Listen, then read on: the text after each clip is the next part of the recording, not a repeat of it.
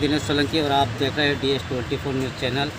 आज हम आष्टा विधानसभा क्षेत्र में खड़े हैं, जहां हमारे BSP के प्रत्याशी ने आज नामांकन। आइए कुछ जानकारियां उनसे हासिल करते हैं।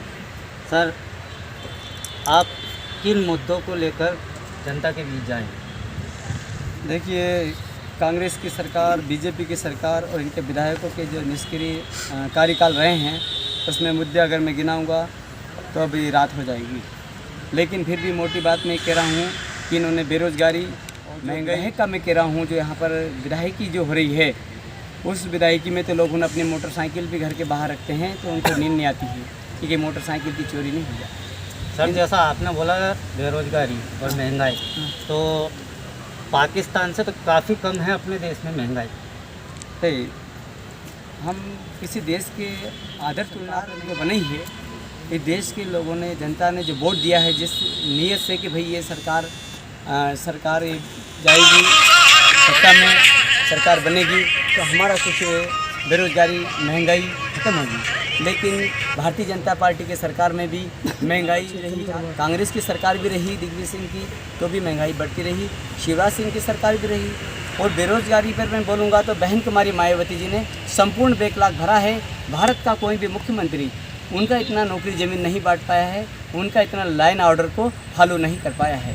तो जो बहन कुमारी मायावती जी के शासन को ध्यान में रखते हुए आज सर्व समाज बहुजन समाज पार्टी के चुनाव जो उम्मीदवार हूँ, उनको वो वोट देने के लिए उतारू है और भारी से भारी मत देने की स्थिति में जा रहा है। और ऐसा लग रहा है कि बहुजन समाज पार्टी यहाँ से सीहोर ज़िले से आष्टा विधानसभा से ज़्यादा मतों से जीतेगी। जैसे कि हम देख रहे हैं, अभी भारतीय जनता पार्टी में गोपाल सिंह इंजीनियर नामांकन दाखिल कर रहे हैं और कमल सिंह, उनके रैली में देखा जाए तो हज़ारों की तादाद में जनता आएगी, लेकिन आपके पास इतनी जनसंख्या क्यों नहीं है? साथियों, उन्होंने तैयारी ज़्यादा लंबा समय से करी हो।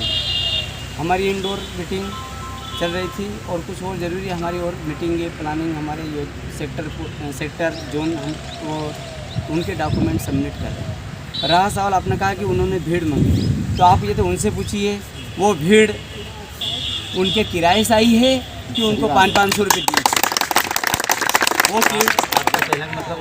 वो अपना धन लगा के ही टिकट लाते हैं कांग्रेस बीजेपी के लोग, और अपना धन से ही उनके जो भी कार्यकर्ता आते हैं, उनकी जो भीड़ आती है, उनमें वो उनका अनाप शनाप खर्चा उठाते हैं। और वो उनकी तो पार्टियों में टिकट भी ऐसी आती है, बड़ा खर्च करके टिकट आती है, लाखों करोड़ों रुपया, लाखों करोड़ों से वो चुनाव जीतते हैं खर्च करके, और चुनाव जीतने के बाद में 5 साल तक वो करोड़ों रुपया ही वसूलने के लिए कार्य करते हैं, ना कि समाज के किसी भी लोगों को जो परेशानी होती है समाज के लिए कोई वो अच्छी सी पॉलिसी नहीं बना पाते हैं। इसलिए आज सारी सभा में हमें देखने को मिलती है।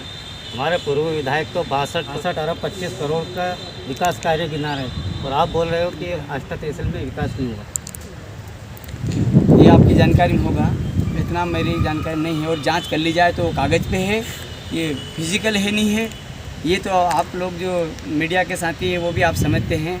और अगर ये कागज़ों में हुआ है या इसमें से 50% कागज़ों में हुआ है या विकास के नाम पर भी विकास विकास विकास, क्या नौकरी की ज़रूरत नहीं है? क्या महंगाई को कंट्रोल नहीं करना है? चोरियाँ हो रही है उसको कंट्रोल नहीं करना है? प्रतिबंधित दवाइयाँ, प्रतिबंधित जो नशीले दवाइयाँ चल रही है, नशीले पदार्थ, बहुत सारे जो ब्लैक धंधे चल रहे हैं, बहुत सारे काम है विधायक के, और ना कि एक ही कार्य के ब्लैक धंधे भी हैं। विधायक जी के नहीं हैं, विधायक जी के शासनकाल में जो ब्लैक कार्य चल रहा है, ब्लैक धंधे चल रहे हैं, जो प्रतिबंधित वर्क, जो भी कुछ प्रतिबंधित चीज़ें हैं, क्या उनके प्रशासन, उनके विधायक होते हुए क्या वो उस चीज़ को रोक पाए हैं?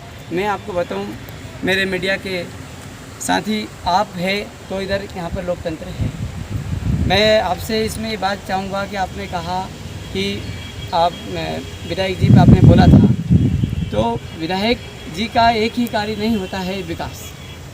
यहाँ पर आज भी मैं बता दूँ आपको, लोगों ने, हमारे किसान भाई की मोटर अगर पड़ी है, अगर वो खेत पे आ जाते तो मोटर कब, उनकी पानी वाली मोटर कब गायब हो जाती है, उनकी मोटरसाइकिल कब। चोरियाँ यहाँ पर बड़े पैमाने पर होती है।